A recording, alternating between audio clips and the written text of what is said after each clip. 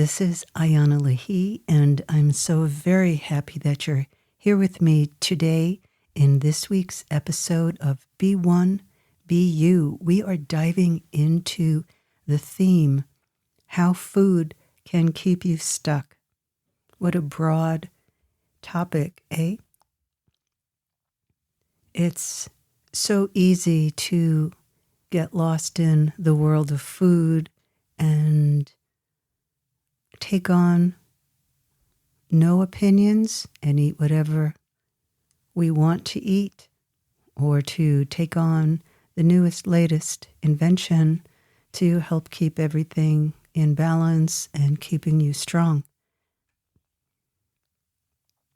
There's a lot of information out there about your body, and I'd like to start off saying that I'm coming from the perspective of honoring your body and coming to know it as a fully alive, feeling, functioning, empowered being that is here to hold your spirit self, your soul.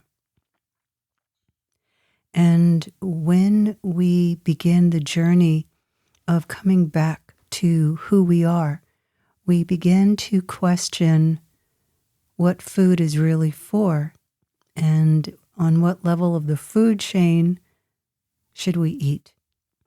I'm not going to come from any particular perspective of one way being better than another way. Your chemistry in your body is totally different than everyone else, even beyond your blood type, because your emotions, your thoughts affect the way that your body function, your genetics, your ancestral lineage, and the vibration of your soul are all playing a part in eating for complete calmness, strength, vigor, strength through durability, meaning how much can you stay stable in your body so that you can create the life you want and move through the life challenges that you have. Your mind plays a very big part in the foods that you choose. Your mind will guide you to eat foods that are for your emotional comfort, your physical stability, or your psychological needs to be present or to numb out. The choices that you make with eating, pretty big. I love food, and I chose to make some radical changes in how I ate as a teenager, as a modern dancer and ballet dancer in Manhattan many decades ago, and wanting to have access to the deeper agility and emotional expression that is innate to me. It's natural. And yet it was very blocked because I was raised in a home where food was used as an emotional plug, a plug to bottle up everything, bottle up all emotions, and give a satiation experience to not have to deal with what wasn't working in life and the challenges of expressing emotions. Food did a really great job to bypass being interactive with one another and the family. Food took the place. Perhaps you can relate to that. We live in a time where the social norm is doing what you want and not really thinking about the effect that you would have on someone else. Whatever you really want to do, or think is good for you is the way to go. And how do you make a decision of what's really good for you? Well, there's a lot of different ways to approach this, and I'm going to throw the ball to you to find a way that really resonates and sits comfortably with you. The closer that you eat to the earth, the more of the direct connection the food has to its own life cycle, the better it's going to be for you. Because you ultimately are wanting the aliveness, the enzymes that are in the food that nurtures and strengthens and helps your body on a cellular level be healthy. The first place to start is your blood. When your blood is clean, that blood is moving through all of your organs, through your bones, and it's nurturing your body. It's the fluid of life. There are foods that keep your blood clean, and there are foods that contaminate your blood. So the color of your blood is super important to be healthy. If you eat a food and your heart starts to race within 30 minutes of eating that food, you know that you're having some kind of reaction to it. So your food that you're eating has the function to emotionally, psychologically, and physically create vibrancy and an interconnectedness in you. If you wanted to do a junk food experiment, which I'm not suggesting you to do, but if you were, or if you turn to foods that are highly processed and they satiate your brain, because what's in that food is helping alter your brain chemistry.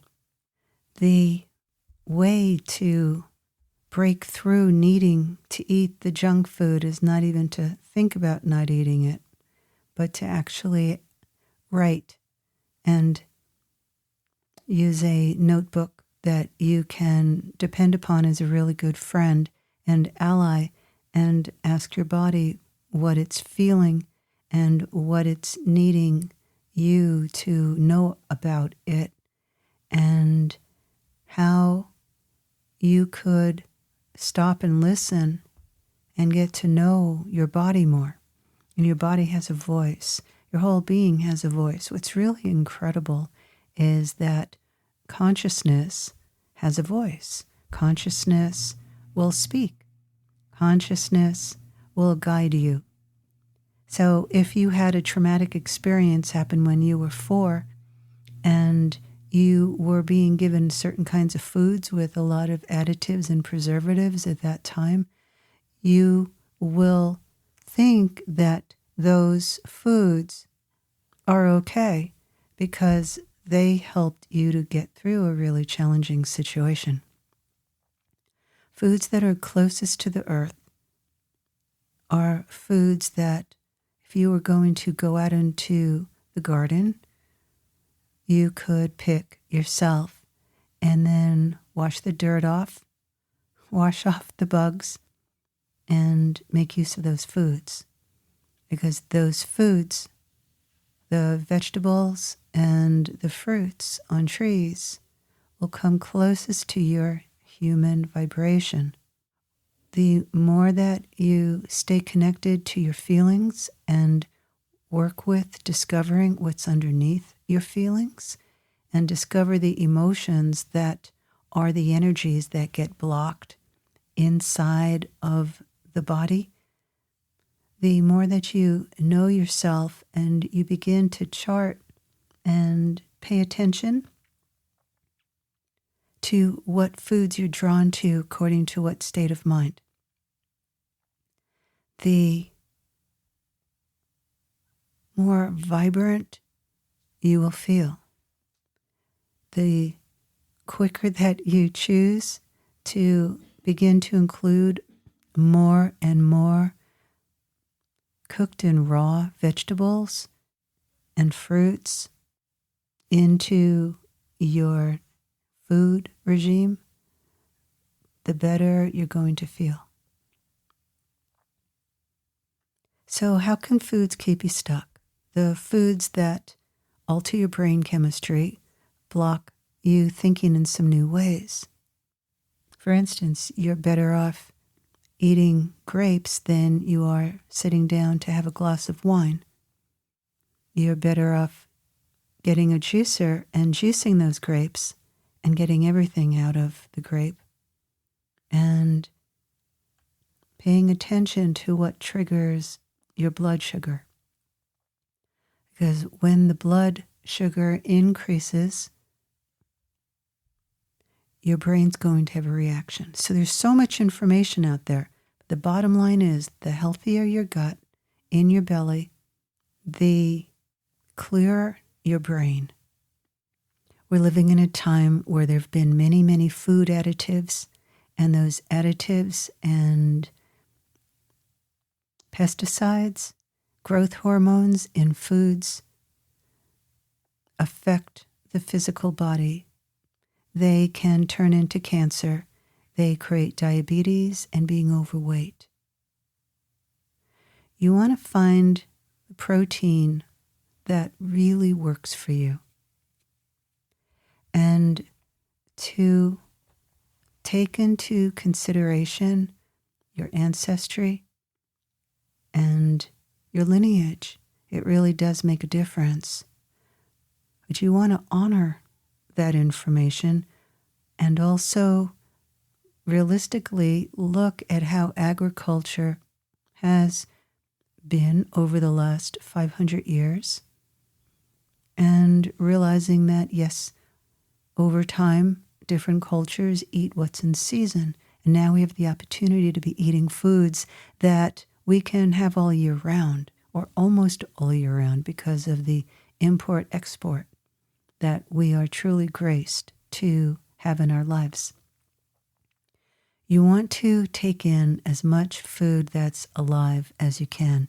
You want to eat as much green foods as you can. All the green leafy vegetables, green organic powders. You want to go organic because then you're not getting the GMOs and the pesticides. And yes, there's a lot of conversations around is organic. The water that is used for growing most food is not all pure. It has pesticides in it, sometimes pharmaceuticals. And so unless you know the water source of what is watering the vegetables, you won't be getting a pure 100% organic unless you're buying local and you know the source of the water.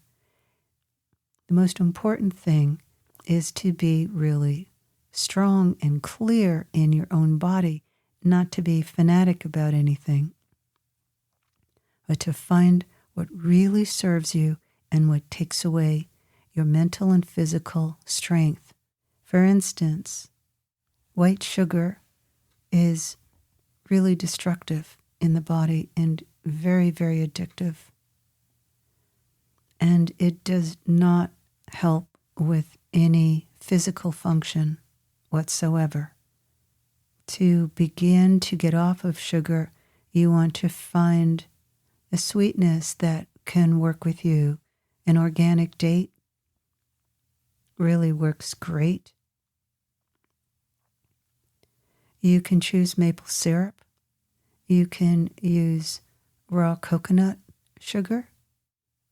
And there's so much to read. You'll get the idea, and those of you who are aware of the foods that you eat because it makes you feel happy in your heart, where after a meal you feel connected in yourself. You feel ready to take on feeling creative, feeling loving, where you feel alive and vibrant.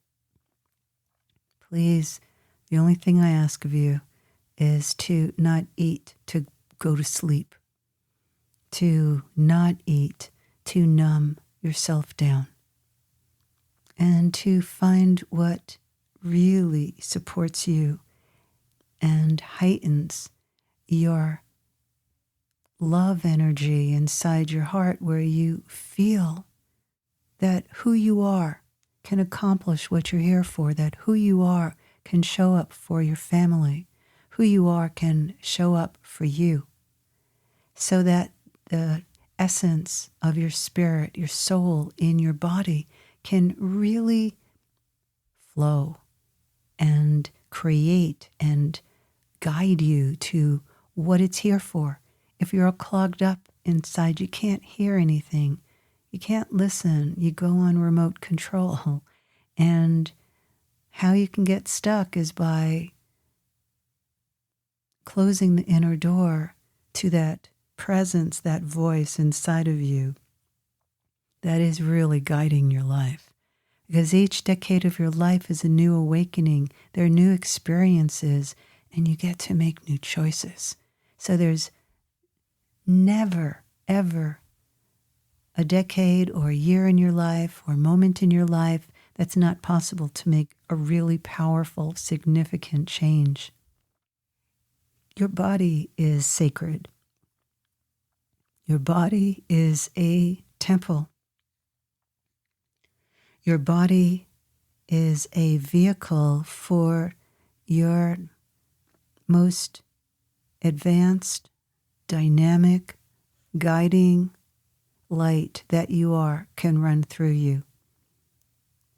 And food is a seduction because when it's overly filled with ingredients that taste good but do not support your soul awakening in your body, then food has a different function.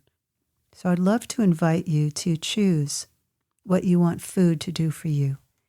And it's a powerful choice.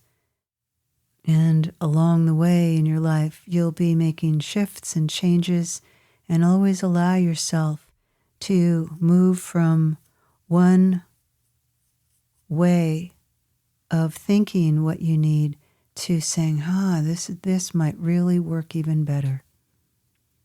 Know that the mineral content in our soil has gone down. It's decreased in its value of nutrients. And so making sure that you're eating foods that are high in nutrients helps to support your brain, your heart, and all of your organs. And you truly can feel the difference. So allow yourself to feel. Give yourself the opportunity to eat, to feel really wonderful in yourself, so that how you're eating supports you to show up in a clear way so that you can really be present in the moment. Thank you for joining with me. May each and every meal that you prepare be filled in love, and may you love yourself through everything that you choose to eat and that you choose to prepare for your loved ones. Thank you so much for joining with me. I love being here with all of you, and I look forward to meeting up together again next time. With all my love, this is Ayana Leahy.